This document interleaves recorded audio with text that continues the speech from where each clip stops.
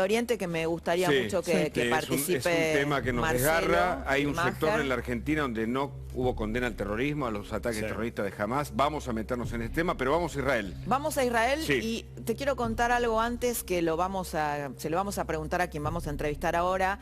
Hay una excelente crónica en este momento en la web de La Nación de Elisabetta Piqué, que es una gran periodista, una gran corresponsal, y describe algo que es terrorífico. Ella describe la charla con un periodista que vive en la Franja de Gaza y lo que dice es que están tirando cadáveres, perdón por decirlo así, pero es lo que dice, a fosas comunes. Ni siquiera se los puede sepultar con dignidad. Qué bárbaro, ahí está la nota, mira. Guerra en Medio Oriente, Israel refuerza el asedio sobre la Franja de Gaza porque obviamente Hamás tiene secuestrados a israelíes, a miles de israelíes, está al borde del colapso de la Franja de Gaza, que no tiene, recordemos que la Franja de Gaza está gobernada por el grupo terrorista Hamás, y bueno, se les ha cortado el agua, se les ha cortado la electricidad, y es el mayor y esto es lo que está pasando ataque ahora a una población judía desde el Holocausto. Ahora vamos a hablar con Marcelo, pero Gabriel Ben está en Israel, es periodista, y nos atiende en esta, bueno, entiendo madrugada para él. Gabriel.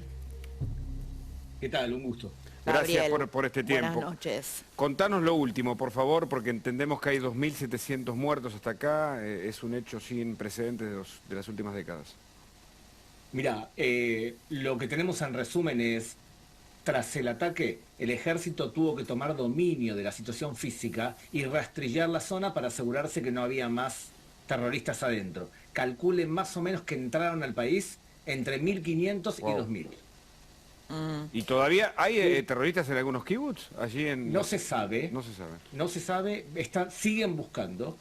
Y de vez en cuando aparece uno, hace varias horas que no aparece ninguno. Pero siguen intentando penetrar, ¿está bien? O sea, esa es la primera etapa. Claro. O sea, no se sabe si hay terroristas dentro del sur de Israel, dentro de los kibbutz que están en el sur. Ahora, están buscando por todos lados, pero imagínate que se metió una cañería. Hay que encontrarlo de todas formas. Entonces, la población civil que vivía ahí fue trasladada hacia el norte y hay un montón de ONGs que están ayudando y encontrando casas en el centro del país para desalojar esos 22 poblados que están en la frontera de la Franja de Gaza. Mientras que eso ocurría, Hamás dispara cohetes contra Israel, disparó más de 5.000 y la aviación empieza a atacar más o menos 2.000 objetivos del Hamás, que fue las imágenes que ustedes ven de destrucción de la Franja de Gaza. Ahora, hay una guerra psicológica con la idea de viralizar lo atroz de parte de los terroristas. Un segundo. Sí, perdón. Lo importante que pasó hoy es que el gobierno de Israel lo que hace es enrolar a 360.000 reservistas porque va a entrar por tierra.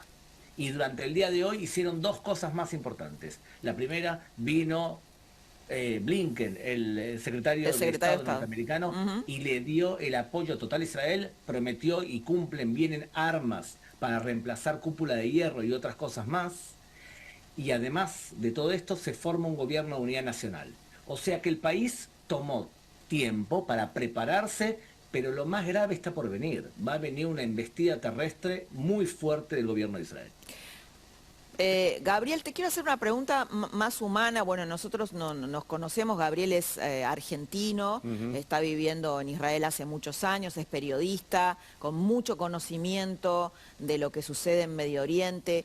¿Qué te pasó el sábado pasado cuando te levantaste con este ataque brutal de Hamás y enterándote de lo que había pasado y estando ahí?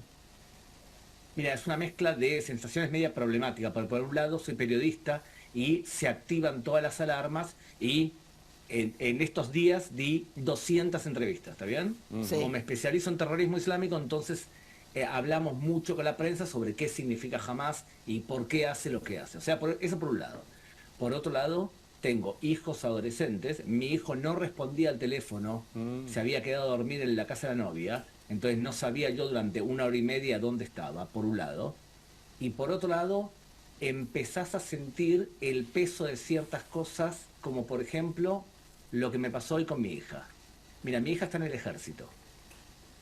Y cuando empezó todo el secuestro y el asesinato, empiezan a ponerse nerviosas porque compañeras de ella estaban en la frontera con la Franja de Gaza. Entonces mi hija me cuenta que en los videos que estaban corriendo por los teléfonos móviles, reconoce a una compañera de básquet de ella. Y que ella cree que es la madre de esta niña que está en el ejército. Mi hija no está en esa unidad, está en otro lado. La madre la busca a mi hija y le dice si sabe algo de la niña porque no la pueden ubicar. Y mi hija tiene la duda de si es que la niña es ella o no y qué decirle a la madre. Le dice a la madre que termina decidiendo que es mejor que la madre decida, y hoy viene y me dice lo siguiente: la niña se salvó y está secuestrada en manos del Hamas porque la niña es bella, es una muy linda chica, porque a las feas, me dice mi hija, las que ellos consideran feas las mataron y a las lindas se las llevaron para violarlas. Y hay un montón de videos en donde se llevan a las niñas y le ofrecen a los líderes del Hamas para violarlas, y ya varias niñas ya la han violado. Y mi hija termina diciendo, no sé qué es mejor, que te maten o que te violen. Gabriel, yo quiero incorporar, no es atroz lo que estás contando, a mí realmente nos atraviesa lo que están viviendo, pero lo quiero incorporar a Marcelo Birmacher, porque también familiarmente vos tuviste tragedias ocasionadas por el terrorismo. No sé si querés contarlo. Sí, en concreto, el 23 de diciembre de 2015, 2 terroristas palestinos asesinaron a mi hermano Eduardo a pocos pasos de la puerta de Yafo, en la entrada de la ciudad vieja de Jerusalén.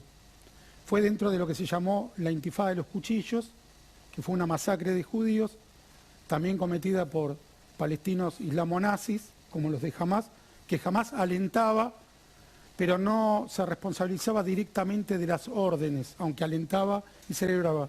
Pero quiero aclarar que mis posiciones, y a Gabriel lo conozco hace más de 2 décadas, hemos dado conferencias juntos, son muy previas a que asesinaran a mi hermano. De hecho, con mi hermano compartíamos estas posiciones contra el islamonazismo. ¿Es tu único hermano? No, tengo otro hermano más en Norteamérica, mayor. Eduardo vivía en Israel y era rabino. Era rabino. Mi hermano mayor es matemático, es doctor en matemáticas en Estados Unidos, y yo soy escritor. Pero quiero decir algo que me parece importante en el medio de esta ofensiva israelí en Gaza. Durante la Shoah, de algún modo, como que se acusaba a los judíos de no defenderse, cuando asesinaron 6 millones de judíos.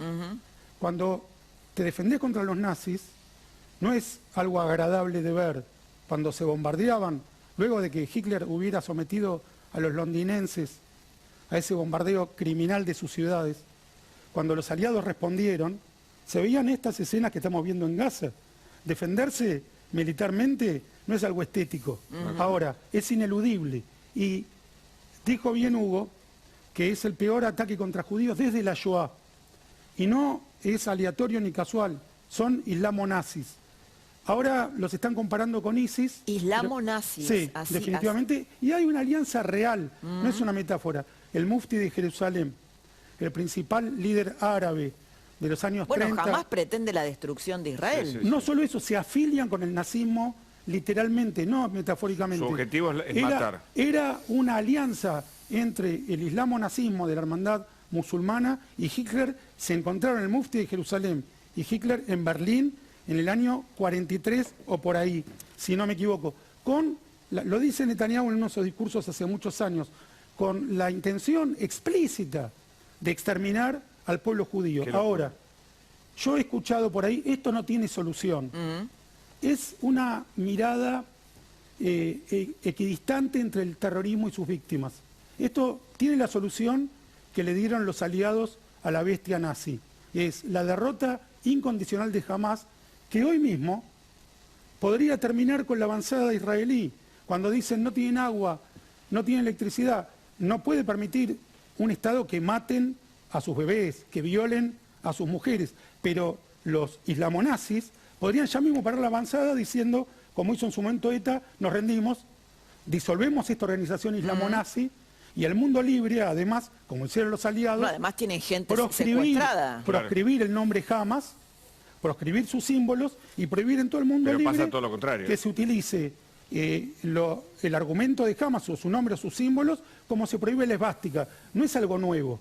Entonces, derrota incondicional de Hamas, la disolución de la organización y el comienzo de una nueva vida en Gaza bajo una supervisión internacional que garantice una reconstrucción democrática como la que tuvo Adenauer en Alemania.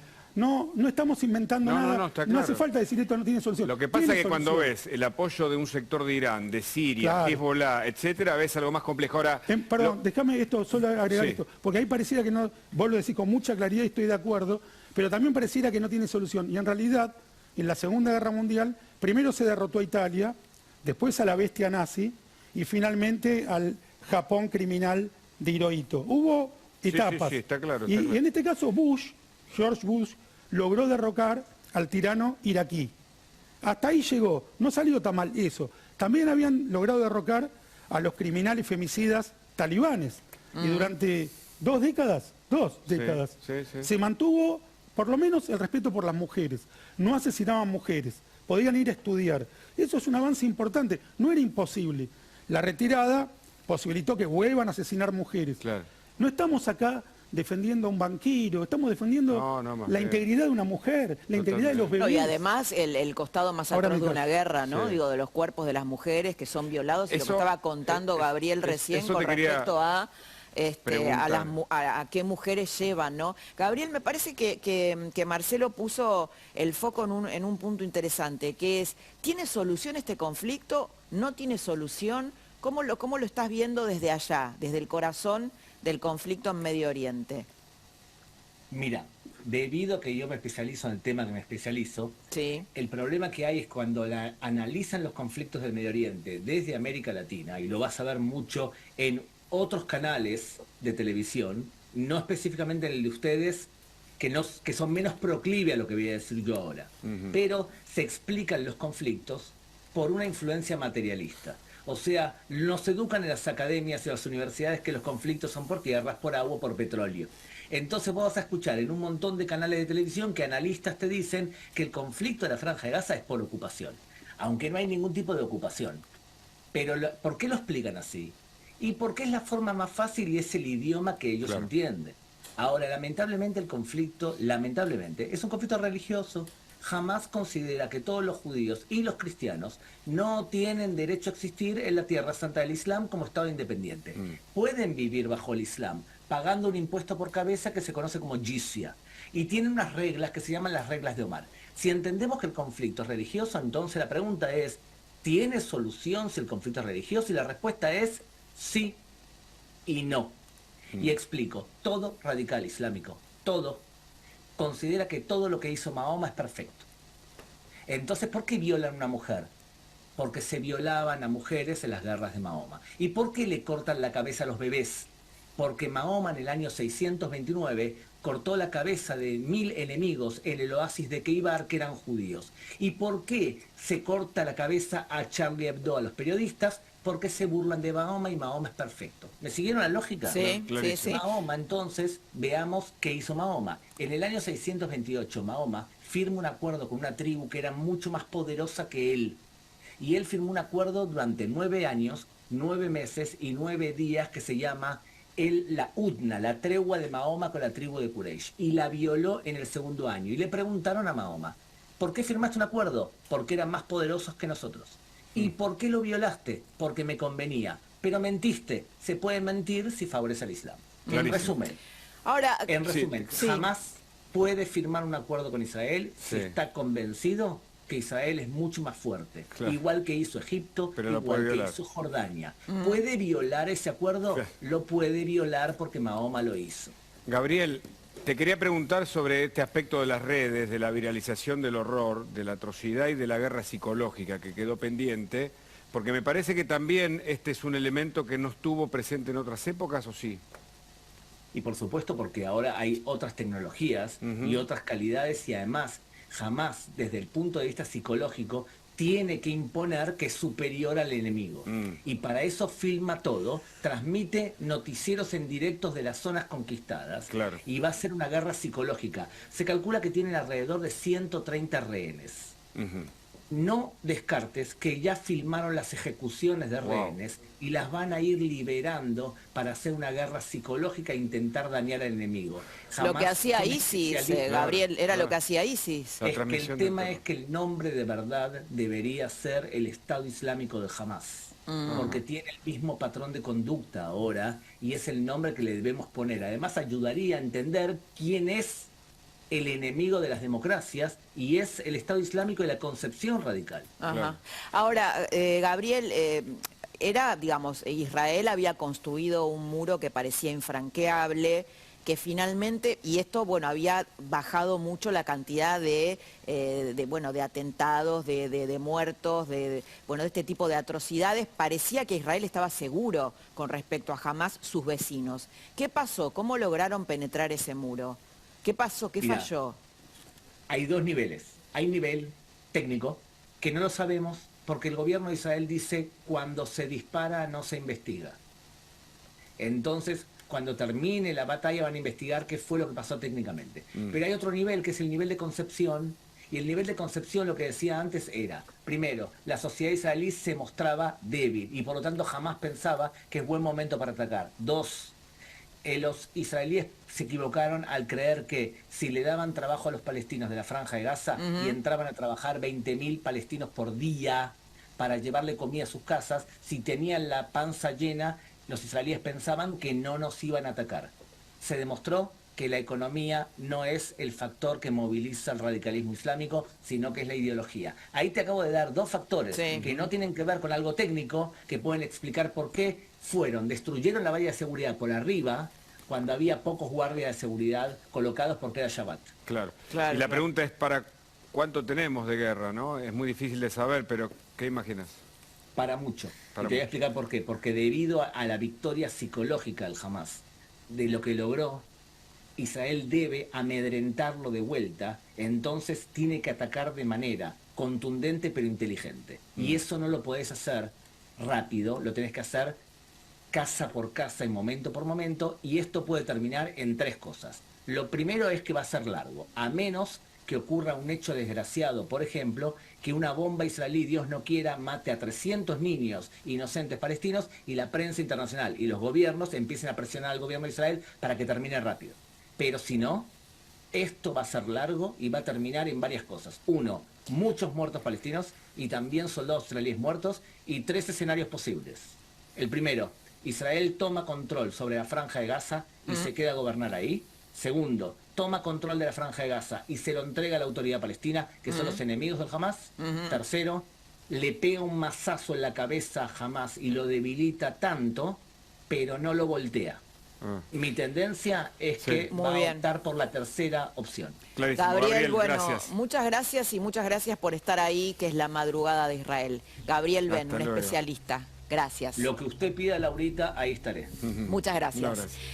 Chacabuco presenta su nueva imagen, un estilo